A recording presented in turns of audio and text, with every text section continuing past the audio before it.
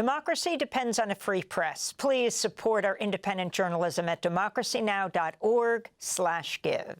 Federal workers and supporters rallied in cities across the United States Wednesday to call for an end to mass firings ordered by President Trump and DOGE, the so-called Department of Government Efficiency.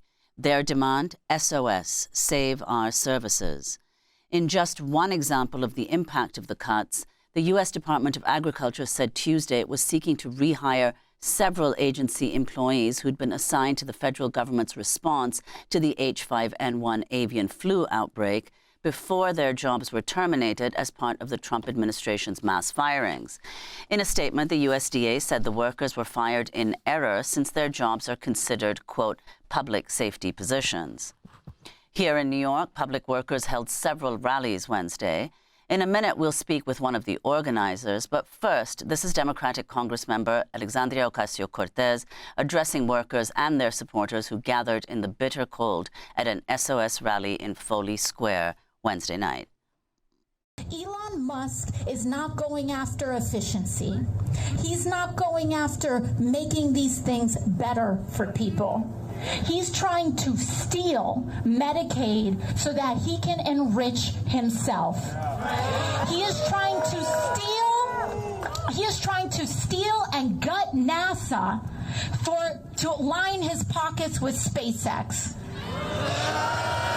He is trying to gut everything that is good in America for his own private profit. This is the culmination of what oligarchy is all about and what oligarchy seeks to do. It's the fusion of and the capture by the billionaire class of our democracy. That's what they're trying to do. But it's very important to understand that it is not sustainable. They may seem like they have power right now, but all of this dramatic action is trying to create the sense of inevitability, the sense of power, so that we abdicate in advance. I want everyone who is here and folks who are watching who are not here, especially our federal workers, to listen to me very carefully, because we have very specific instructions in this moment. And I don't say this as a Democrat. I don't say this as a person with any sort of specific political views in this moment. I say this as an American who has sworn an oath to the United States Constitution. And as someone who cares about this Constitution and who cares about this country, we have an obligation to resist kings. We have an obligation to resist oligarchs. We have a sworn duty to this nation to resist oligarchy, including any billionaire that tries to undermine our Constitution. America is not for sale. That was Democratic Congressmember Alexandria Ocasio-Cortez addressing the Save Our Services protest in Foley Square in Manhattan Wednesday night. On Wednesday afternoon, hundreds also protested outside the federal building in New York City as part of the National Day of Action to support public workers being purged as part of the Trump administration's cuts under the Department of Government Efficiency led by the billionaire Elon Musk. For more, we're joined by someone who still works in the building for now. National coordinator with the Federal Unionists Network, who helped organize the Day of Action. Chris Dols works for the Army Corps of Engineers. Welcome to Democracy Now! Can you talk about what's happening across the country with people getting emails at various times in the day to leave their work, that they are fired, and then in the case of nuclear safety workers, in the case of disease detectors within the CDC, as we're dealing with an avian flu epidemic, a number of them, the government then tries to re-find them because they've cut off their government email to say, whoops, we made a mistake. Yeah, before I start, I need to, by government regulation, disclaim, because you mentioned my employer, that anything I say is my opinion in my personal capacity and does not reflect the views necessarily of the Army Corps of Engineers. And I am the president of my local and, like you said, a coordinator with the Federal Unionists Network. I mean, they're really not after efficiency. The attacks on probationary employees is making it much, much harder for all of us who remain. And can I just make a clarification on probationary? We're talking about hundreds of thousands of workers, and they can be people who work under 2 years, but they can also be someone who worked for 30 years, was promoted. That's right. Right? And that then becomes a probationary period, and they can be fired within that. That's right. There are two categories of probationary employees: those who have just started with the federal government in the last 1 or 2 years, depending on which agency, and yes, those who were, for whatever reason, changed job series and moved to a different part of the federal government, but are otherwise longtime federal employees. I think there's a misconception that all probationary employees are, recent college grads or something like that. But like myself, I started with the federal government after working for 7.5 years with a dredging contractor, and it was my dredging expertise that made me a good cost engineer for the Army Corps. The person who I spoke with last night is a lawyer who spent years in private sector and brought his legal expertise to the Consumer Financial Protection Bureau to help protect against fraud there. So the probationary workforce is an extremely qualified workforce in the government. And I think the fact that they're going after such high quality employees, be they probationary or not, matches up with the chaos that they're sowing, where they themselves now have to make up for the fact that they summarily fired all these people and have to go rehire them because, it turns out they were doing something essential. Well, it turns out all of us are doing something not only essential, but mandated by Congress.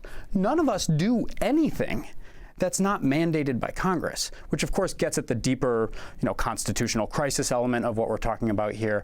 The fact that all three branches of government are on board with this really begs the question of where the checks and balances are going to come from, and that's where the federal workforce and the broader workforce and labor movement need to step in, because we're the checks and we're the balances that are going to be able to stop this before they go any further. So, Chris, what is your message to other labor unions across the country? Yeah, so we picked the slogan, Save Our Services, SOS, on purpose, right? This is a distress signal coming from us in the federal sector. Yes, our workforce is under direct, immediate attack, and a lot of the media wants to tell the human interest story about how, our family lives, our lives are being disrupted. And yes, that's a story. But the bigger story, what they're really after, is to gut the services that all Americans depend on. You think about how many of us depend on home health aides. You think about the subsidies to schools that come through the Department of Education. You think about Medicaid that's now on the chopping block, or veterans health care. All the essential stuff that affects our ability to live our lives. That's what they're after. Because from Elon Musk's point of view, the more miserable we are, the less likely we are to fight back. They're trying to immiserate the working class, and they're doing it through the federal workforce. It's not about efficiency. It's not about the federal workforce. It's about gutting the services that create a safety net in this country, because the more miserable we are, the easier it is for them to exploit us. And you think, in fact, that they're going to come after private sector employees as well? They are. They're already going after the NLRB. Explain the National Labor Relations Board, how that connects the two. Yeah, the National Labor Relations Board is staffed by federal workers, many of whom are active in the Federal Unionists Network, alongside folks from all the agencies. And at the NLRB, their job is to uphold the right to organize, the ability to keep an abusive boss in check, all the things that allow for workers to push back against their exploitation and the abuse of management. People like Elon Musk, really big bullies in their workplaces. That is enshrined by law, and it's carried out by the NLRB. And they've already pursued unprecedented attacks on that agency, and we know it's going to get worse. We know that Elon Musk has lawsuits that he's hoping to get in front of the Supreme Court soon to actually declare the NLRA, which is the act that established the NLRB, unconstitutional. So, and do you think there's a relationship between the fact that there are complaints against Elon Musk of course, at the NLRB and the Equal Employment Opportunity Commission, two of the first agencies he went after? Totally, and the Consumer Financial Protection Bureau. You know, Tesla has a financing operation that is meant to be regulated by the Consumer Financial Bureau, and go figure, the man is going after the very agencies that regulate his businesses.